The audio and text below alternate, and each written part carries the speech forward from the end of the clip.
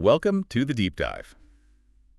Okay, so you brought us something pretty intense this time. It's this YouTube video, really direct, about building an unstoppable mindset. Yeah, it's got that energy, doesn't it? It's from a channel called Book Insight. The video is titled, "Wanna Be Unstoppable? Follow These Golden Rules."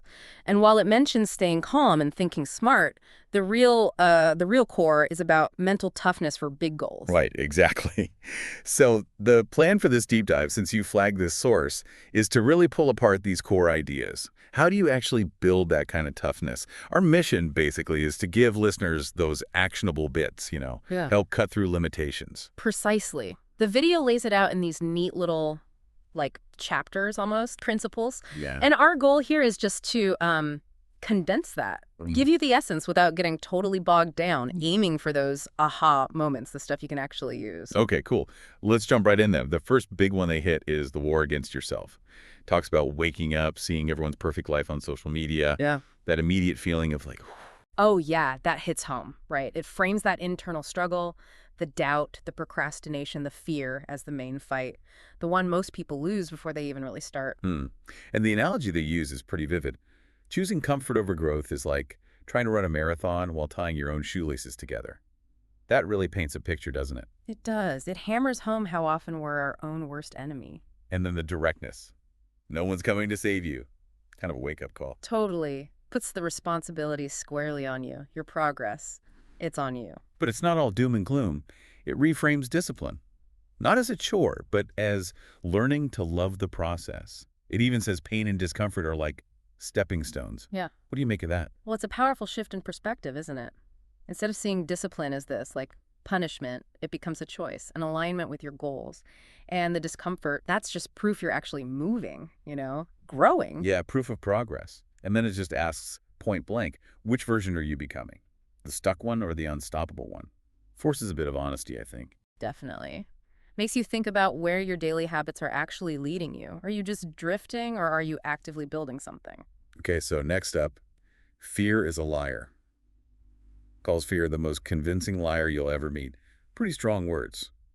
Yeah, the argument is that fear pretends to protect you, but mostly it just keeps you playing small, right? Stuck in the comfort zone. Stops you from seeing what you're capable of. And it encourages that flip. Yeah. Ask what if it actually works out, instead of just listing all the potential disasters. Seems simple, but But it combats that negativity bias we all kind of have. Just considering a positive outcome can change your whole energy towards something. and this really jumped out at me. Successful people still feel fear. They're not fearless, they just act anyway. That's such a key point. It makes a courage feel more attainable, doesn't it? It's not about not feeling scared. It's about moving forward even when you are. Then there was that bit about the physical feelings of fear and excitement being similar. That's wild. It really depends on the story you tell yourself about the feeling. Physiologically, it's true. Same systems kicking in, heart rate, adrenaline. It's our brain, our interpretation that labels it fear or excitement. So we have some say in that. Gives you a bit of control back. And it finishes by asking, how much longer are you going to let fear run your life? Another direct hit. Yeah, a challenge to examine fear's role. Are your choices fear-based or aspiration-based? Big difference. Okay, let's get into burn the plan B.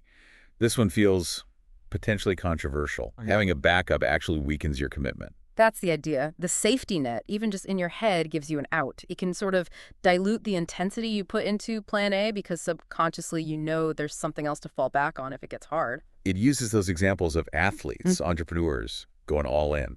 Burns the boats, basically. No retreat. Is that always wise, though? Well, from a psychological standpoint, removing alternatives does force focus. It makes you incredibly resourceful because you have to make plan A work. There's no other option left. Right. But they do clarify. It's not about being reckless. It's about total commitment to plan A, which includes adapting and learning within that plan, not just blindly charging ahead. Exactly. That distinction is crucial. It's about channeling all your energy and creativity into making the main goal happen, not splitting your focus. Prudence is still involved, just directed differently. And it tackles that tendency to wait for results before really committing. It says you got to give the 100% first. Needs faith in the process, I guess. Yeah, it's proactive. You invest fully, trusting the effort itself will lead to results, rather than waiting for proof before you decide to really try. Okay, then pain is the price. Another blunt one. The brutal truth is you need pain for growth. The argument is simple. Avoid discomfort, you stagnate. embrace it, push through it. That's where the strength comes from, the progress. The gym analogy works so well here, doesn't it? No muscle growth without pushing past that burn, that limit. Makes it relatable. That physical example helps understand the mental and emotional side. Temporary pain leads to lasting improvement. It challenges that instinct to stop the second something feels painful. Suggests maybe that pain means you're actually on the right track, pushing boundaries. Yeah, reframing pain as a signal of progress, not just a stop sign. It means you're outside the comfort zone, where growth happens. And again, the direct question, how much pain are you willing to endure for the life you want? Makes you really weigh your desires against your tolerance for discomfort. It's stark, yeah. It underlines that big goals usually require big effort. Pushing through tough stuff, pain becomes the test of commitment. All right, next principle. Stop negotiating with yourself. Talking about that little voice inside, the one always pushing for easy, comfortable choices. This one's all about that internal dialogue, the self-sabotage. Recognizing that voice and consciously resisting the urge to make excuses or settle. And the key distinction. Successful people rely on discipline, not motivation. Motivation is fickle, discipline is a system. Exactly right. Discipline gets you moving even when you don't feel like it. It's reliable in a way motivation just isn't. I like the soldier analogy. In battle, no time for internal debate, just action.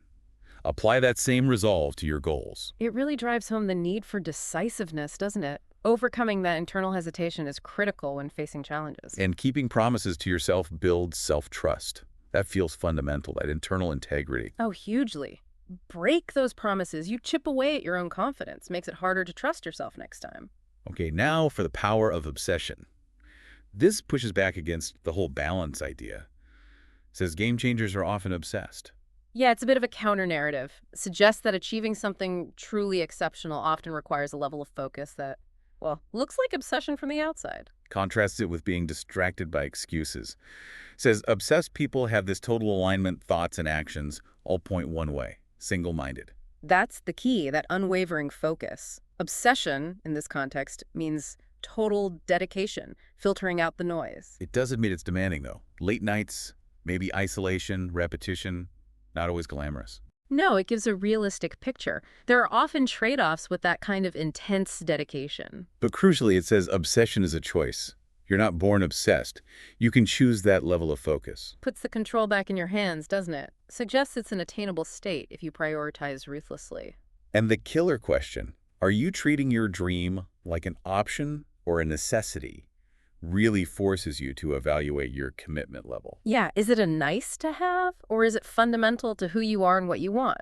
Changes everything. Then we revisit burn the escape route. Similar to Plan B, but maybe emphasizing the belief aspect more. Keeping it out signals you don't fully believe. Exactly. It doubles down on the psychological impact.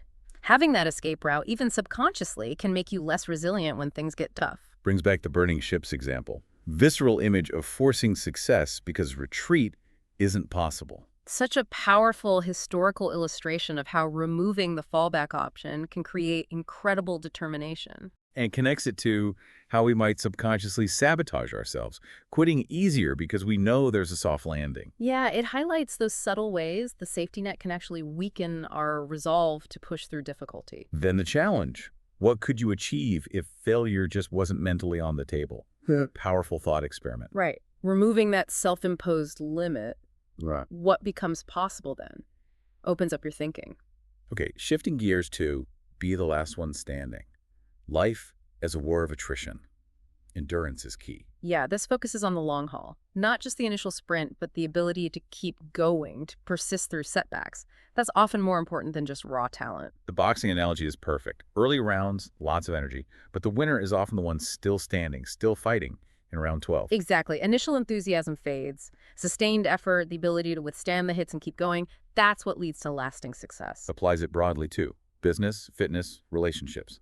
Sustained commitment is the differentiator. Shows how universal this principle is. Perseverance matters everywhere. And that motivational nugget. Someone else is thinking the same thing about quitting. Let them quit. You stay.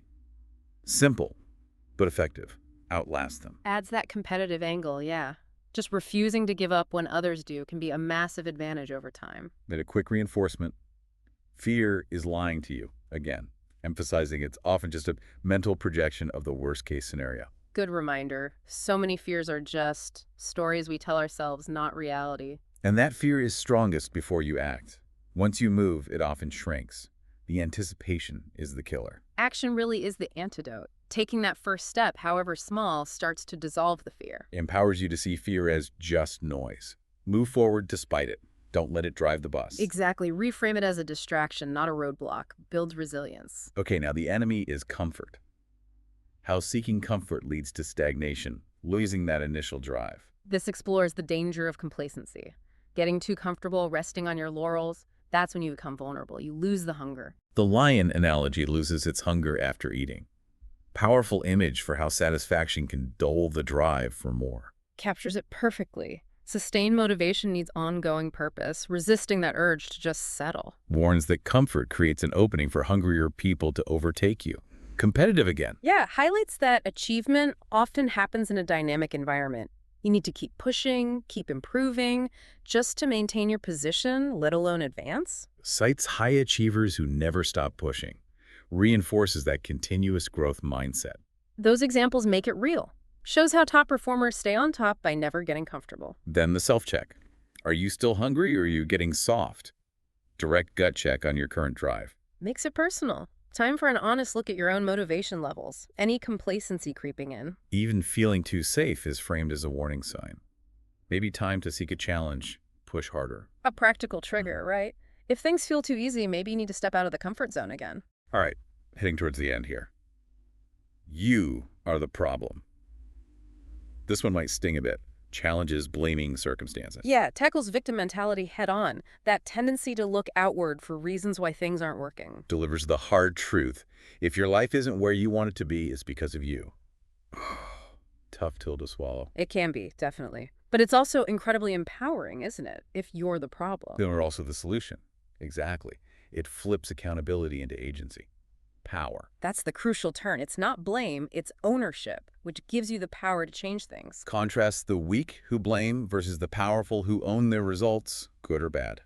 Mindset shift. Underscores that difference. Passive victim versus proactive creator of your life. Ownership is key. Encourages dropping excuses, taking full control. Radical self-accountability. Yeah, consciously rejecting the blame game, seeing yourself as the driver, the one who makes change happen. Next, build a mind that can't be broken. Resilience isn't innate. It's built by doing hard things. Focuses on mental toughness as a skill you cultivate. Like training a muscle, you strengthen it through challenge. The Navy SEAL training analogy is so potent. Deliberate hardship to prepare for unimaginable difficulty. Exactly, stress inoculation. Facing smaller challenges builds capacity for bigger ones later. Gives concrete examples too. Wake up early, choose the harder path. Those small daily choices add up. Makes it actionable. Things you can literally start doing tomorrow to build that mental muscle. The parallel. Avoid physical effort, get weak. Avoid mental discomfort, mind gets weak. Embrace it, get strong. Reinforces that growth happens at the edge. Seeking discomfort, paradoxically, makes you stronger and more capable. And acknowledges challenges are inevitable. A strong mind isn't optional, it's essential prep for life. Right. It's not if challenges come, it's when. So preparing your mind is just smart strategy. Then we circle back one last time to the war against yourself. Winning the inner game is paramount for any outer success. Brings it all together. That internal battle against doubt, negativity, limitations. That's foundational. You have to win there first. Highlights how negative self-talk and limiting beliefs sabotage us. That constant inner critic. Gotta become aware of that internal chatter and actively manage it. Stop letting it dictate your actions and potential. Contrast being controlled by thoughts versus controlling your thoughts. Proactive affirmation, acting despite feelings, mastering your mind. That's the goal, isn't it? Shifting from being reactive to your thoughts to proactively directing them. Huge difference in agency. And the final call to action for this section. Make a conscious decision now to take control of your mind. A clear, immediate starting point for anyone listening. Okay, then a deeper look. Pain is the path, not just endured, but a teacher. Fosters growth. Revisits pain, yeah, but emphasizes its transformative power. How it builds true resilience. Connects struggle directly to breakthroughs. Real progress often comes from those tough times. Linking pain to positive outcomes like transformation encourages a different relationship with difficulty. maybe even acceptance. Examples of athletes, leaders leveraging pain for greatness. Real-world inspiration. Shows it's not just theory. People actually do this, turning adversity into fuel. And the challenge to shift perspective. Don't just avoid pain, almost welcome it as a sign of progress. Radical reframe. It is radical, moving from avoidance to seeing challenge as confirmation you're on the growth path. Emphasizes this embrace of pain is what separates the stuck from the unstoppable. Stark, but powerful. Reinforces that willingness to endure discomfort as a defining trait of those who achieve great things. And the final principle, outwork everyone. Debunks talent and luck myths. Says work ethic is the real determinant. Yeah, it brings it down to brass tacks. Consistent, dedicated effort is the primary driver, more than in innate gifts or chance. Those examples, Kobe, Musk legendary work ethics. They become legends because of the work. Provides concrete proof of the sheer effort often required at the highest levels. Inspiring, but also daunting. Highlights the trap. Wanting success without the grind. The unglamorous, necessary work. Addresses that disconnect. You can't just wish for it. You have to be willing to do the often tedious work involved. Delivers the stark reality. Fail to outwork the competition, you'll likely be beaten by them. Direct. Underscores the competitive reality in many fields. Effort matters. Exceeding others' efforts often leads to distinction. Ends with that direct question to the listener. Are you willing to do what it takes? Promises domination as the reward for relentless effort.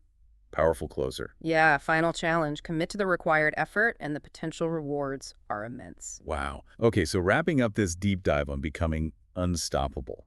Some really potent themes emerged, didn't they? That internal war, fear is a liar, burning plan B, embracing pain. And discipline over motivation, obsession, closing escape routes, endurance, avoiding comfort, radical responsibility. Building a resilient mind and just flat out outworking everyone. These aren't just ideas. The video presents them as actionable principles you can start thinking about, like right now. Definitely. Intense, yes, but it's a framework for building a more focused, resilient mindset. Challenges us to face limitations, embrace the hard stuff, and take consistent action towards what matters. So for everyone listening, maybe just chew on this, reflecting on all these principles. What's maybe just one comfortable habit you'd be willing to consciously challenge this week? Just one. Think about the long game, sticking with comfort versus choosing resistance and growth. Which path builds the version of you that you truly want to be? Something to think about.